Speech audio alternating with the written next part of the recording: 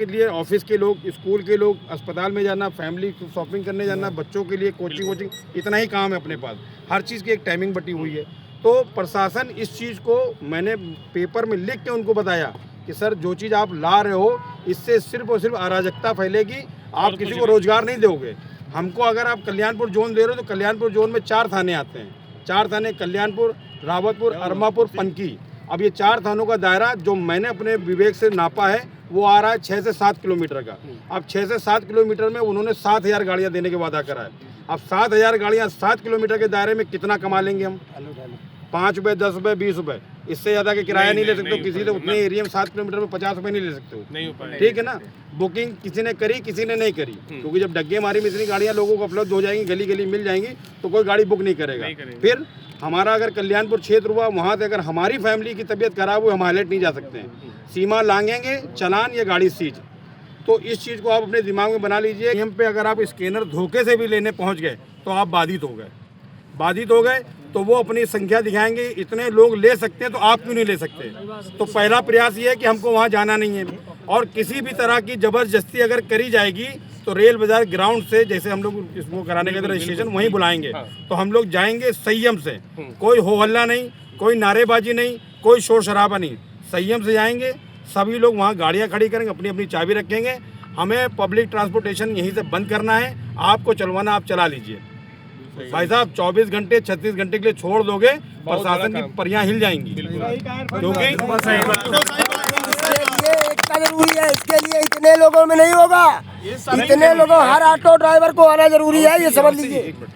इसमें सबसे बड़ा योगदान आपका क्या रहेगा? जितने भी लोग यहाँ पर हो, हम ये मान के चले ये पूरी कानपुर की जनता है। जनता कैसे? आप स्टेशन जाते हो, 2 4 5 लोग नए टकराते हैं, आप अपनी बात रखिए, पेपर की कटिंग ना हो, अस्थि जी से ले लीजिए, दिखाइए ये नियम आ चुका है कि आप अपने घर के अंदर रह के गाड़ी चला सकते हो, किस्तें दे पाओगे, परिवार का पालन पोषण कर पाओगे। जब वो ये कहे कि नहीं कर पाओगे तो खड़े हो जाओ, साथ में जुड़ो। नहीं, आप मेरे साथ ग्रुप में ना जुड़ो, मेरा स्टिकर मत लो, कुछ ना करो, लेकिन इस समस्या में कंधे से कंधा मिला खड़े हो जाओ।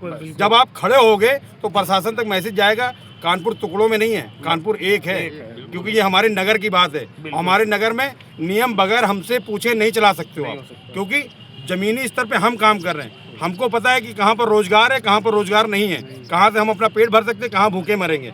तो प्रशासन जो मनमानी कर रहा है उसको दबाने के लिए अभी हाल फिलहाल जो हमारे पास विकल्प आया है, बाकी आप लोग भी विवेक वाले हो, दिमाग वाले हो, समझदार हो, सब लोग अपनी राय दे सकते हो।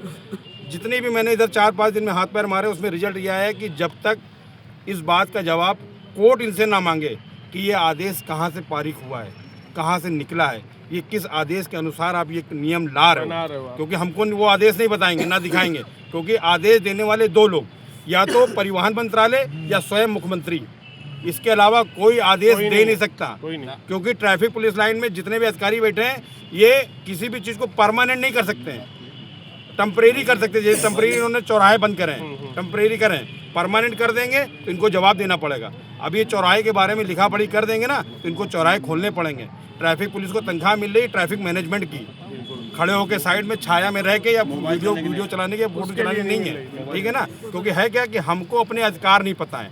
जिस दिन हर आदमी को अपने अधिकार पता चल जाएंगे ना, उस दिन पुलिस वालों का काम खत्म। तनख्वाह हमसे लें, टैक्स हमारा खाएं, सब कुछ हमारा खाएं, हम ही पे क्या नाम है चिल्लाएं, तो ये तो है नहीं ना कहीं से।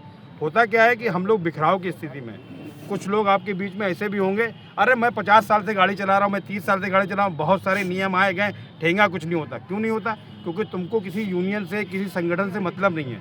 ये परेशानियां जब ग्रुप में होती है ना, तो ग्रुप के लोगों को एहसास होता है। उसमें से कोई एक बंदा निकलता है, जाके स्टे लेके आता है, फायदा सबको पहुंचता है। बिल्कुल सही, फायदा सबको पहुंचता है। जिसको बगैर करे फायदा मिलता है, उसको ये समझ ही नहीं आता ये हुआ कहाँ से। अरे वो नियम खत्म हो गया यार, आया था चला गया, ऐसा नहीं है। बैटरी रिक्शे वालों ने, वेलफेयर एसोसिएशन है ये रिक्शे की, उन्होंने जीटी रोड पे रिक्शा बंद हुआ, संख्या कम थी ड्राइवर की, लेकिन उन्होंने क्या है, वो बिजनेसमैन है, गाड़ी मैन्युफैक्चरिंग से लगाकर शोरूम तक की उन्होंने पूरा पैसा इकट्ठा करके पहुंचे न्यायालय में। वहां से जो भी 15-20 दिन उनको लगे, उन्होंने स्टे लिया। आज की तारीख में जो लोग शामिल थे उनको पता है कि स्टे क्यों आया, किसने लिया, लेकिन जो नहीं गए, अरे वो नियम खत्म हो गया, प्रशासन ऐसे करता है, ऐसे लाता, खत्म हो जाता, पता नहीं चलता। क्यों?